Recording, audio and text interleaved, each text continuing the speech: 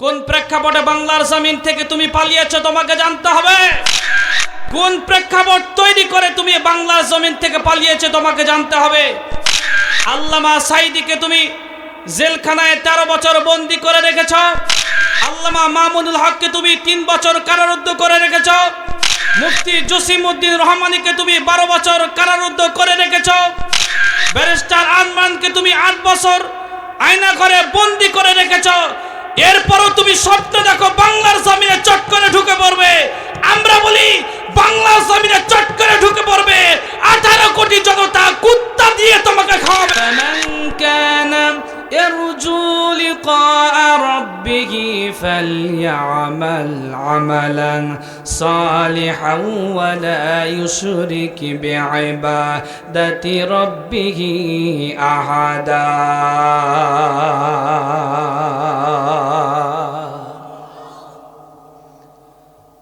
আল্লাহ পাক বলেন ফামান কানা ইয়ারজু লিকা রাব্বি, তোমাদের মধ্যে যে কেউ আমি আল্লাহর সঙ্গে সাক্ষাৎ করতে চাই, ও মুসলমান ঘুঘুডাঙ্গাবাসী, আপনাদের কাছে আমি জানতে চাই আল্লাহর সঙ্গে দেখা করতে চান কি চান না?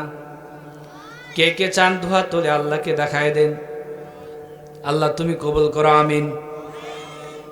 কিয়ামতের ময়দানে কঠিন মুসিবতের সময় কেউ কাউকে চিনবে না, মানুষ বড় পেরেশান হয়ে যাবে। মানুষের জিহ্বাটা ঝুলে নাভিস্থল পর্যন্ত চলে আসবে। মানুষ ঘামের ভিতরে হাবুডুবু খাবে।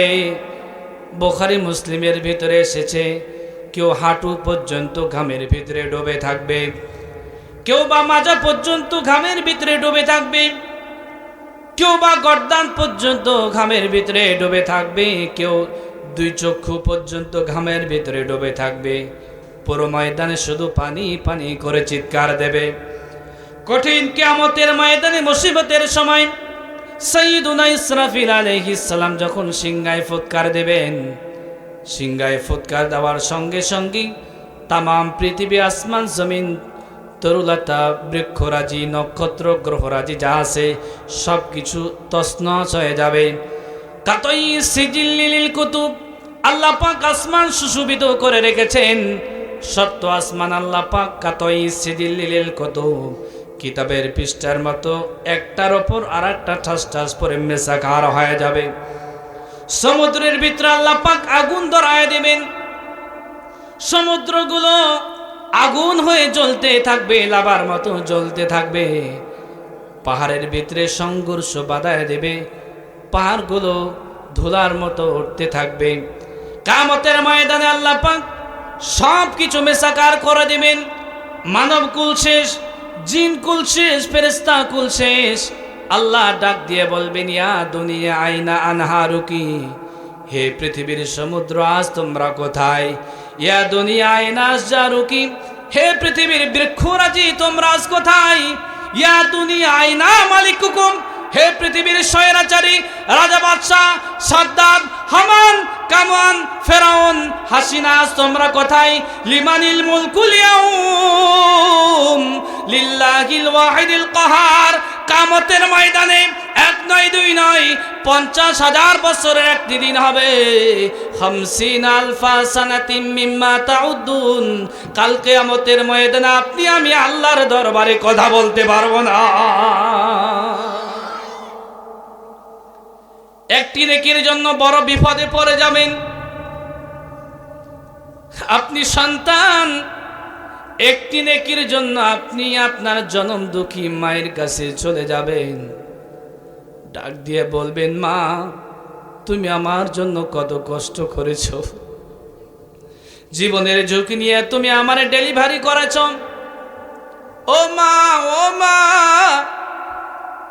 আমি যখন তোমার পেটের ভিতরে ছিলাম তরমুজের মতো তুমি আমারে বহন করেছো, শহীদের মতো রক্ত ঝরিয়েছো গো মা। ও মুসলমান ও যুবক ভাইরা, আমি তোমার হাতে পায়ে ধরি বলি, খবরদার মায়ের সঙ্গে খারাপ ব্যবহার করব না, খবরদার বাবার সঙ্গে খারাপ ব্যবহার করবে না। তুমি তাকায় দেখো যুবক, এখানে কত মা হারা বাবা হারা সন্তানেরা এসেছে। তোমার মা তোমার জন্য কম কষ্ট করে নেই যুবক রে। এই জন্য খবরদার মায়ের সঙ্গে বাবার সঙ্গে খারাপ ব্যবহার করবা না। আধুনিক চিকিৎসা বিজ্ঞান প্রমাণ করেছেন, একটা সন্তান মায়ের পেটের ভিতরে লালন পালন করার জন্য মাত্র 10 ইঞ্চি পরিমাণ জায়গা থাকে। আধুনিক চিকিৎসা বিজ্ঞান প্রমাণ করেছেন, সন্তানের বয়স যখন মায়ের পেটের ভিতরে 7 মাস 1 দিন হয়ে যায়, ওই সন্তানটা 10 ইঞ্চি লম্বা হয়ে যায়। এর মানে হলো সন্তান মায়ের পেটের ভিতরে বড় হওয়ার জন্য বিন্দু পরিমাণ আর জায়গা থাকে না। সন্তান ক্রমান্বয়ে বড় হতেছে। সন্তান যখন 15 ইঞ্চি লম্বা হয়ে যায়, সন্তানের পাও 2খানা মায়ের কলিজার নিচে সেট করে দেওয়া হয়। সন্তানের মাথা থাকে মায়ের জরায়ুর দিকে, আর সন্তানের পাও 2খানা থাকে মায়ের কলিজার দিকে। আধুনিক চিকিৎসা বিজ্ঞান প্রমাণ করেছেন যে সন্তান মায়ের কলিজায়, মায়ের পেটের ভিতরে সব চাইতে কম নড়াচড়া করেন এমন একটি সন্তান মায়ের কলিজায় কম পক্ষে 4500 পাও দ্বারা লাথি মারে। আমি বারবার দেখেছি একজন রাস্তার পাগলি, প্রচন্ড ঠান্ডার সময় আসমান থেকে মুষলধারায় বৃষ্টি বর্ষণ হচ্ছে। ওই পাগলি ভিজে যাচ্ছে, কাঁপছে, যে থর থর করে কাঁপতেছে। পাগলি মা যেভাবে হোক সন্তান দুনিয়াতে এসেছে, সন্তানকে বুকের সঙ্গে জড়িয়ে ধরে আছে, আর ওই পাগলি মা থর থর করে বৃষ্টির কারণে কাঁপতেছে। কেন কাঁপতেছে? ওই পাগলির অন্তরে সন্তানের জন্য কে মায়া তৈরি করে দিল মুসলমান? ওই সন্তানের জন্য কে মায়া তৈরি করে দিল? ওই মা পাগলি হলে কি হবে? পাগলি হলে কি হবে? মা তো মা। এই জন্য সন্তানের প্রতি পাগলি মায়ের এত মায়া, এত ভালোবাসা। ওই পাগলি মা মাতৃত্বের স্বাদ অনুধাবন করেছে। একটু আওয়াজ দিয়ে বলতে হবে, ঠিক কিনা? ও যুবক, তুমি যখন দুনিয়ার জমিনে আসবে, তুমি যখন ভূমিষ্ঠ হয়েছ, মা শহীদের মতো রক্ত ঝরিয়েছেন। মা কোনোদিন আগে খাই না। সারাদিনের ব্যস্ততা শেষ করে মা যখন সবার শেষে খেতে বসেছে, খাবার থাকলে খায় মা, খাবার না থাকলে মা অনাহারে ঘুমিয়ে যায়।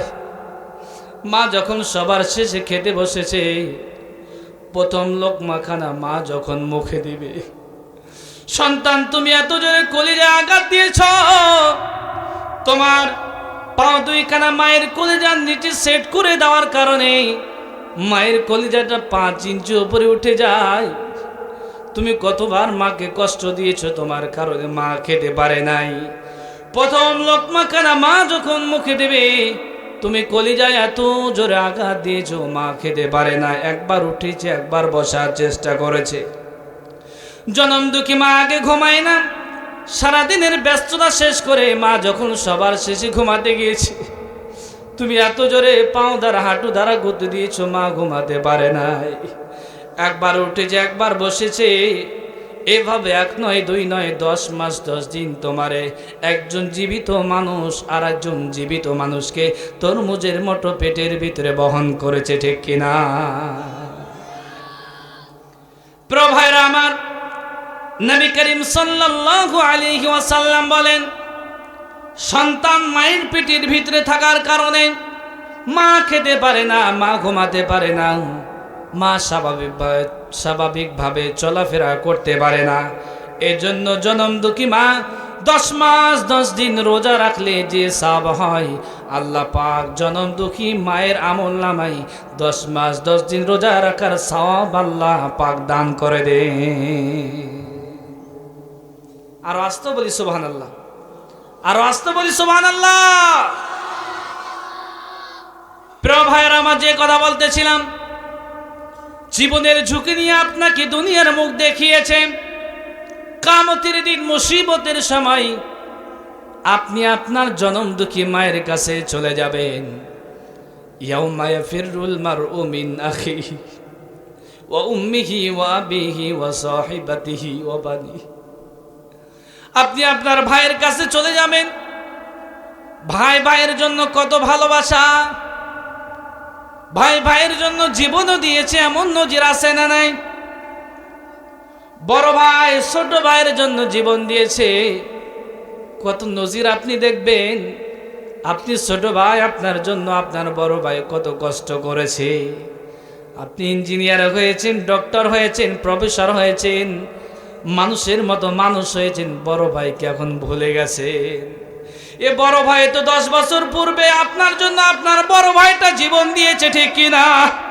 কিয়ামতের দিন আপনি আপনার ভাইয়ের কাছে চলে যাবেন, ডাক দিয়ে বলবেন, ভাই একটি নেকির জন্য আজ বড় বিপদে পড়ে গেছি, তুমি আমার একটি নেকি দিয়া সাহায্য করো। কিয়ামতের দিন ভাই ভাইয়ের পরিচয় দেবে না। আপনি চলে যাবেন জনম দুঃখী মায়ের কাছে, মা পরিচয় দেবে না। ওয়া সাহিবাতিহি ওয়া বানিহি, আপনি চলে যাবেন